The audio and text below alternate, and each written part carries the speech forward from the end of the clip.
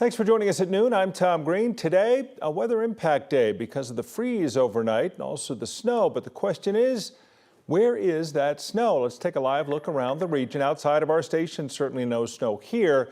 Greeley seeing heavy clouds and blue sky up above the Loveland ski area camera.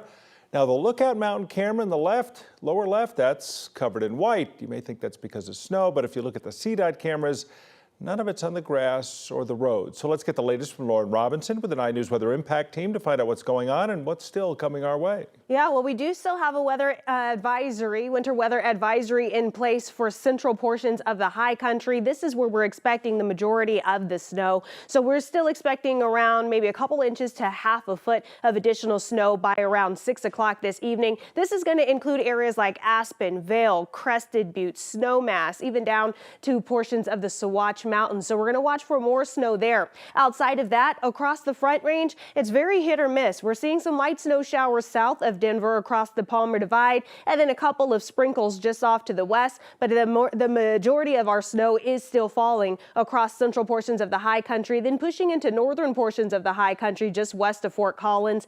The eastern plains seeing a rain-snow mix that's going to continue to transition as we go through the rest of the afternoon. But once all of this moves out overnight tonight and into early tomorrow morning, this is going to be another aspect of our winter impact of our weather impact day, and this is going to be for the hard freeze that does include the I-25 corridor into portions of the eastern plains. This is where we're expecting those overnight temperatures to drop well below freezing, 20s, middle 20s, lower 20s across most of the area in purple. That means we're going to watch for that hard freeze overnight and into early tomorrow. But if you're planning out the rest of your day, we're going to be in the low 40s for our highs today. That's going to take us through around 3 o'clock or so. Then we're down into the 30s by rush hour. Then by dinner time, overnight tonight, we're dropping into the 20s. So I'll have more details on the cold weather, where the snow is, and that freeze. All of those details in the weather impact day. All of that for you just ahead.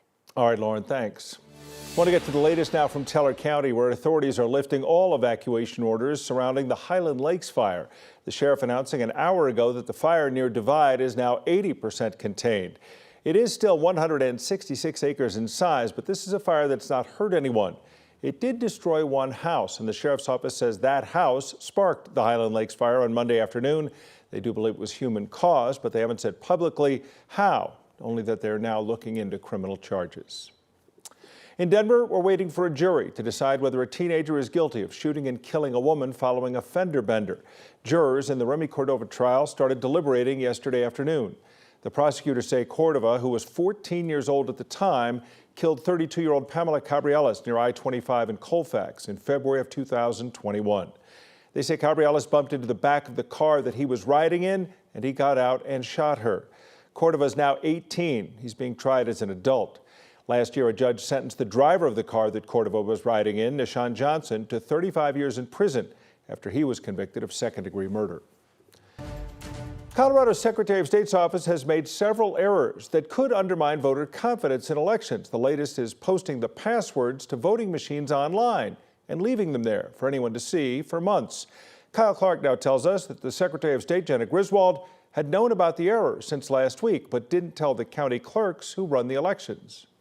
To be very clear, we do not see this as a full security threat. Democratic Secretary of State Jenna Griswold acknowledged after being called out by Colorado Republicans that her office leaked voting system passwords and is now in a scramble across the state to change the passwords and determine if anyone inside clerks' offices combined that password with the internal access they would have needed to actually get inside the machines. The fact that the BIOS passwords were online is concerning, but we are satisfied with the mitigation steps that the state is taking. Matt Crane, head of the County Clerks Association, a former Republican clerk, says layers of security provide protection. That every Coloradan votes on a paper ballot. Secretary Griswold deflected responsibility for the leaked passwords and said she might not have told the public if word didn't get out. In 2021, when Mesa County's voting system passwords leaked, your office said, quote, "The public disclosure of the BIOS passwords for one or more components of Mesa County's voting system alone constitutes a serious breach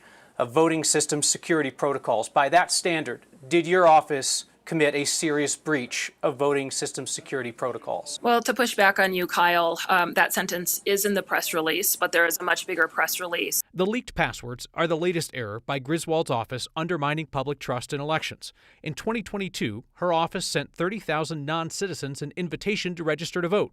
That same year, her office mistakenly notified Coloradans who had voted that they still needed to vote, caused confusion for the county clerks, who were not notified by Griswold's office that they had leaked the voting system passwords. Given your office's repeated errors that have damaged confidence in our elections, which you say is paramount, will you resign? Absolutely not, Kyle. Colorado is tied for #1 in confidence in the country in our elections. We have stood up to situations time and time again to protect the right of Coloradans, going over and beyond what anybody would ask of civil servants in this office. County clerks in 3 Colorado counties confirmed that a printer vendor's error made some ballots unscannable.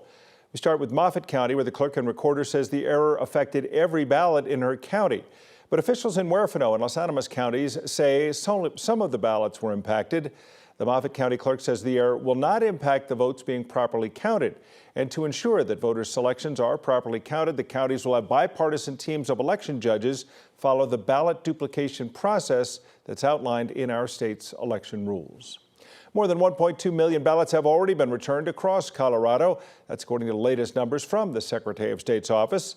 Registered Democrats have returned more than 385,000. More than 356,000 have been returned by registered Republicans. But the big number comes from unaffiliated voters who've returned more than 512,000 ballots so far. Nearly 1.25 million of those ballots were cast by mail. And new at noon, Vandermeer Speedway has a new life. This after closing last year. According to a post on Vandermeer's social media account, the owners have secured a piece of property in Hudson that would serve as a new location for a future speedway. The owners say they're now in the process of inspecting the land with the hopes of breaking ground in the coming months. The speedway was nicknamed Thunder Mountain. It opened back in 1958 and stayed open until closing last year after the Vandermeer family agreed to sell the property.